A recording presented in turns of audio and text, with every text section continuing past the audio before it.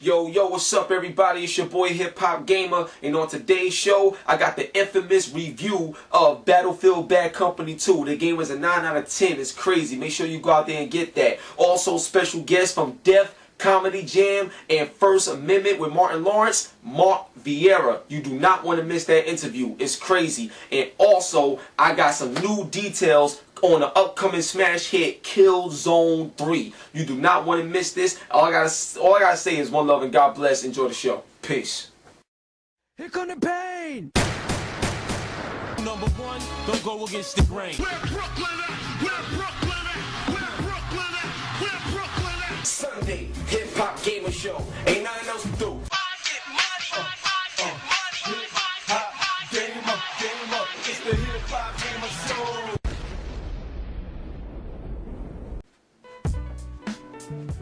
Yo, what's up, baby? It's another Sunday, and guess what? It's the Hip Hop Gamer Show. What it is? Now check this out, man. Got a banging show for you guys today. We about to get it in. So you know how we do? We're gonna start out with that game news, alright? And before we start, I wanna give a shout out to my Lord and Savior, Jesus Christ.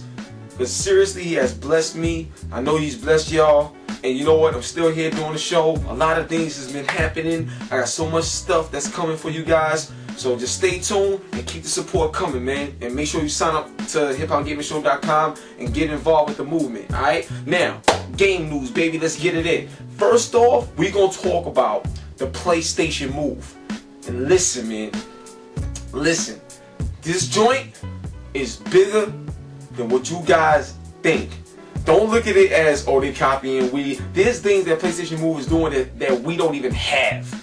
Like seriously, it's on a whole new level. But I'm gonna give you something brief, right? Now we all know that a lot of third-party, publishers and game developers is on board supporting the Wii, and obviously Capcom is one of them.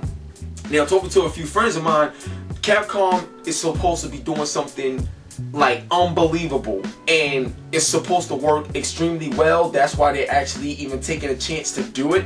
But when you hold the Move in your hand, and when you hold the cell controller, I'm gonna give you a scenario. Imagine you playing Street Fighter. Hear me. Imagine you playing Street Fighter with the Move, and you want to do a move, and you just do this, boom, and the Hadouken comes out. And let's say you do this, and push a certain button, and the Shoryuken comes out.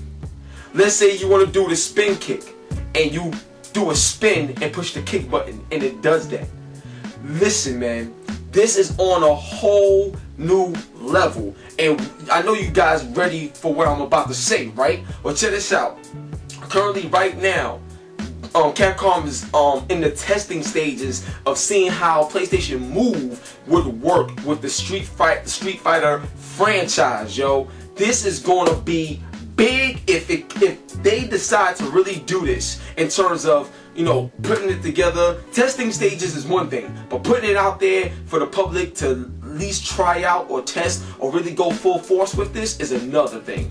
And I'm telling you right now, from what I'm hearing, it's looking good, it's looking accurate, and it's definitely adding new depth and new gameplay to what Street Fighter could be if you played this way.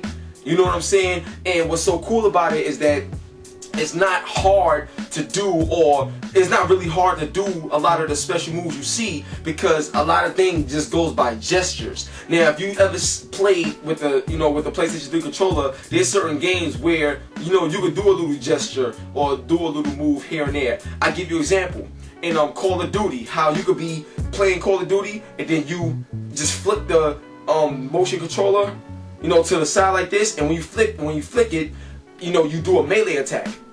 Now, that's, you move the controller and attacks. That's crazy right there. I believe that was in World at War. That was genius. It was something small, but instead of pushing a button to melee attack, you just boom, boom, pow. Like you felt like you punched them, and it was on point. Imagine taking that little feature and making it big until we can use it with the game. Now, what's so interesting about this is that it can easily be implemented into Street Fighter. You see what I'm saying? And it's not like it's going to take a long time or a delay. It can easily be implemented, which is not time consuming, and that's smart. So PlayStation Move, with the Street Fighter game with PlayStation Move type of controls.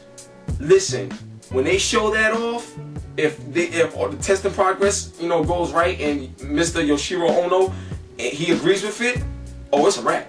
It's a done deal. Because I'm telling you right now, just by playing the game and being able to do a Duken like that, you're gonna feel it. I know a lot of you guys at home always wish you could do a Duken, like, you know what I'm saying? And being able to have a game that gives you that opportunity is gonna change a lot of people's minds about the PlayStation Move. So that right there is crazy. So that's one. The next thing I want to talk about is this: Killzone 3. Listen, man, I'm telling you right now, Killzone 3 is serious. Okay, now. Crisis 2, Crisis 1, and Crisis 2 those are the games that's always been compared directly with Killzone. You know what I'm saying? Those games always been compared because Crisis is ridiculous. You know what I'm saying? The physics, the graphics, the movement. I mean, you can pick up stuff. Yo, you can hold somebody by their throat. Yo, Crisis is crazy. Let me just tell you that Killzone 3 is getting a bit crazier. Alright, now one of the things that's so special about Killzone 3 that they're working on in terms of tech is the new form of destruction that they're trying to implement. And when I mean the new form of destruction is how something destroys over time. So it's not just what happens at the moment, but it's what happens over time. So I'll give you an example. Let's say you're in a shootout and you shooting up pillars and things is deteriorating, everything is breaking apart. Now let's say the building is still standing, right? But it's damaged. It's really damaged. You know, certain parts, certain poles is missing because it was blown up in explosions, whatever. But it's still standing. Let's say you run over to another part of the level and 2-3 minutes later, that building just collapsed on its own because it's too weak to stand on its own. Think about that. That is retarded. Now imagine playing a game like Battlefield, Bad Company 2. You see the destruction in that game? Now, when you blow up a building and it falls, okay, it falls. But think about it. There's plenty of times when you're playing that game and you blow up part of a building and stuff like that, but it still stays up. Well, in Killzone 3, they trying to make it where you could blow up half of a building and the poles and stuff like that will start getting weak over time, and then it'll just collapse by itself without you having to blow it up all the way just so it could fall. That one little thing is incredible because you could go hide somewhere thinking you're safe, and then next thing you know, boom, a building just falling on you out of nowhere without it even being blown up. It's just because it's old and worn out. That is genius, and that is so realistic. It's crazy. Another thing is the graphics. Let's just say this. Killzone 3 is aiming to be the God of War of first-person shooters, and possibly take it even further than God of War 3. But shout out to Stay, shout out to Cecil Kim, all my peoples over there at Sony Santa Monica, because they set the bar so high that it's gonna take that much more from other developers to compete. And Guerrilla Games, PlayStation 3 definitely is in position to compete. Killzone 3, the graphics, yes. If you thought they couldn't get better, yo, it's getting crazy, alright? This is just from what I hear though. I didn't see it for myself yet, so I can't go stupid crazy, but I go a little crazy. You feel me? Okay, now the graphics got up the ante too, so that right there is very important. Now the next thing is gameplay types. Supposedly what they're trying to do, because they heard a lot of the cries of the fans, and we all know how Modern Warfare is like an arcade type Twitch game. Well, the gameplay styles in terms of option is supposed to give you arcade or realistic. So if you play realistic, things is different. So I'll give you a scenario. If you look at Gran Turismo, you could choose arcade mode or you can choose simulation. And when you choose like simulation, professional mode, you can easily tell the difference. There's no assistance, there's no nothing. Everything is really different when you're playing in realistic mode as opposed to arcade mode. Well, the same thing that's in Gran Turismo is being transpired in Killzone 3. So you can have your arcadey style that suits those people, as well as the more realistic simulation that suits those people. And what that means is that Killzone 3 is going to have bigger and better sales and a better reception from the community because of these options, and that's smart right there. So what that means is that Guerrilla Games don't gotta leave what they passionate about, but they can also add and give gamers what they want in terms of the arcadey twitchy type of game, because a lot of people love that, and Killzone 3 is going to deliver. Now the next thing I want to say is this: This right here is genius, but it's not confirmed yet. It's something that's being worked on to see if it will be implemented in the game.